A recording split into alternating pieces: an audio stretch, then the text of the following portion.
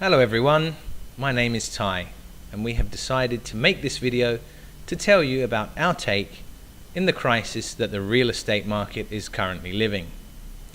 We believe the boom in the real estate market was an artificial boom allowed by the banks. And as for the bust, well, the banks were also guilty. The Dominican Republic, however, somehow stayed an exception to the world markets. Now let me explain. Before the crisis, it was virtually impossible to borrow from the banks here. If you were to buy in the Dominican Republic, you had to have the cash in full and ready. At the time, many of us were very critical towards the behavior of the banks, as it certainly stopped us from selling more properties.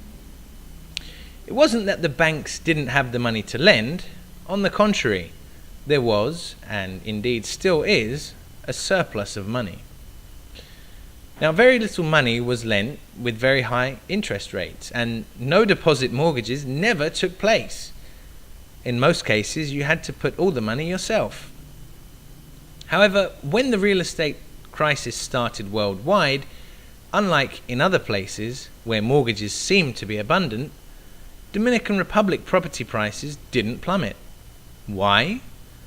Because there were no banks forcing the owners to sell their properties and pay their debts. No foreclosure. The banks simply have no money invested in the properties. Now, if the owners wanted to sell for whatever reason but couldn't, there was always the option to rent for a fairly good return. Therefore, nobody had to give away their properties for peanuts. Now, up until 2010, we were practically accustomed to expect at least a 20% yearly increase in property values. And it didn't matter what kind of property or where they were. Dominican Republic properties have kept their values fairly well. They have been a good investment in our opinion, and we don't see any reason why the values won't be as stable in the future. As a real estate developer once mentioned, the Dominican Republic economic conditions allow the real estate in the Dominican Republic to be as valuable as precious metals such as gold or silver, without any manipulation or confiscation worries.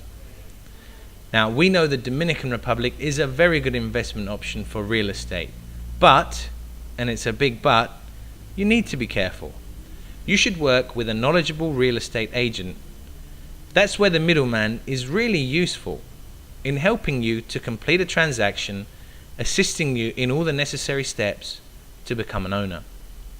Now, we would very much like to be the middleman in your case too, as we have been to very many of our clients / friends.